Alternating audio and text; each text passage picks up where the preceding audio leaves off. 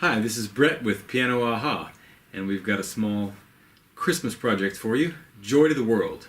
Playing Joy to the World in all keys, mostly by ear, and with a little help from some structure. So let me show you what I mean. So put your hands on the keyboard in this way. In other words, the left hand plays the notes C, D, and E, with your thumb being on E. And the right hand plays F, G, A, B, and C with your thumb being on F. This is, of course, the major scale. And we want to use these notes to play Joy to the World. So let's get started. I'm just going to play the melody, and I want you to notice where the melody has some leaps in it. In other words, where the melody is not just going one up or one down or is repeating the note. So far so good, right? And then here, there's a leap. So we'll need a way to remember that, but we'll come back to that.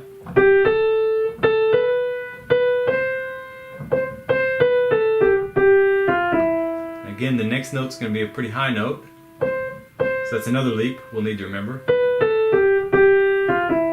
A repeated note. Goes down, down again. Now it leaps again, and then here we skip a note. In other words, we don't play this B here. Okay, all I wanted you to see there is that most of the melody is just a scale, either going up or down or repeating a note, and a few points we need to remember how big a leap is. So let's look at that more exactly.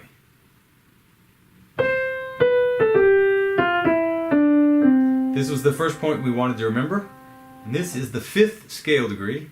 So if you want to find the 5th scale degree, just play every other note starting at the bottom, and you get this triad. We'll need to remember that 5th scale degree because that's where the melody continues.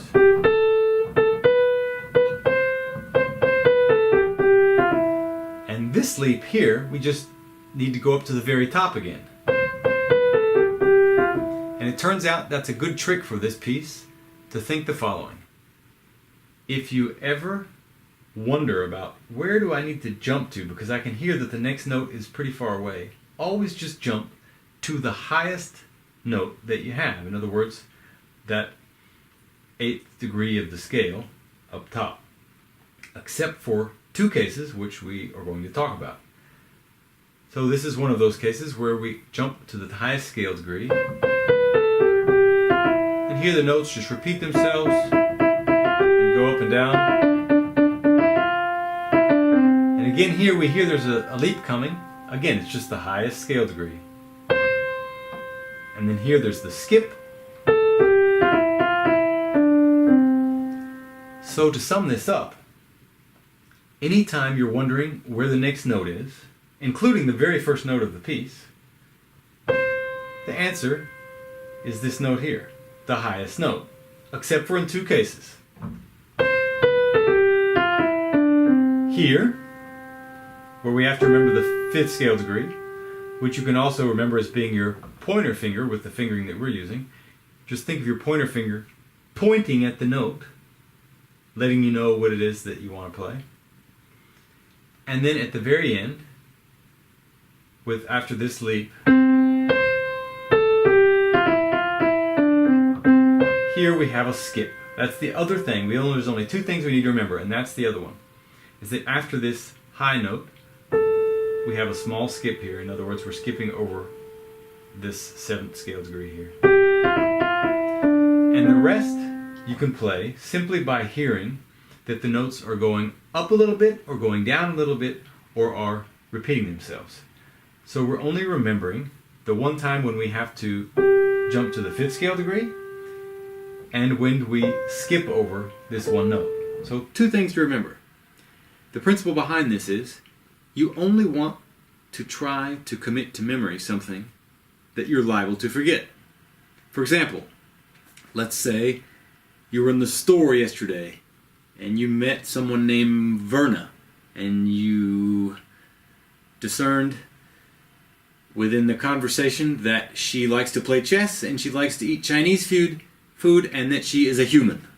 Now think about, if you want to remember these facts about Verna, which one of them do you really have to memorize? You might want to remember that she likes to play chess and that she eats Chinese food, but the fact that she's a human, you don't need to remember because you're not going to forget that. If you met her in the store and she likes to play chess and eat Chinese food, she's probably not a rat, for example. She might like to eat Chinese food, but then she wouldn't like to play chess, right? So don't remember that she's a human. You're not going to forget that. Same thing here. Most of the melody is just going up or down by step, right? Just steps up or down the scale. The only points we need to remember are when there's some sort of leap, something that we're liable to forget. And since most of these leaps leap to the highest scale degree in the scale, where we have our fingers, we can just say, okay, anytime we're wondering, jump to the highest scale degree. And there's only two exceptions. One of them at the beginning, when you jump to the 5th scale degree, and one of them at the end, when we skip over the one note.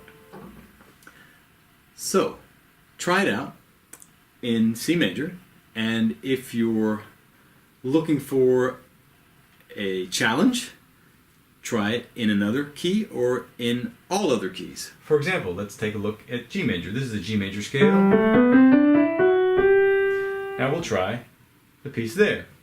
Again, we start at the highest note, because if we're ever wondering where the note is, it must be the highest one. And we remember now, this is the 5th scale degree.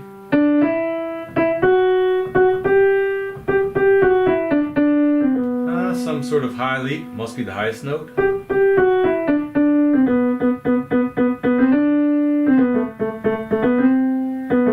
Another pretty high leap must be the highest scale degree. And now we remember the one skip, we're skipping over the note.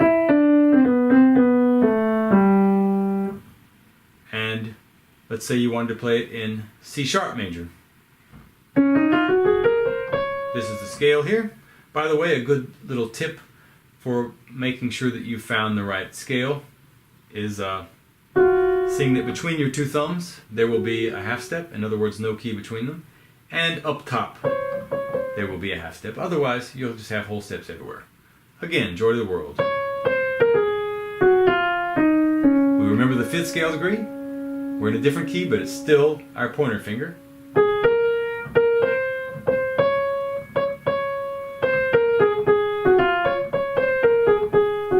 Just jumped up to the highest scale degree again. Another leap must be the highest, because that was our rule. And now we skip one. So, using these ideas, in other words, playing mostly by ear and a little bit of help from your memory and from the structure of the piece, you should be able to play this piece in any key. So have fun, and we'll see you in the other videos.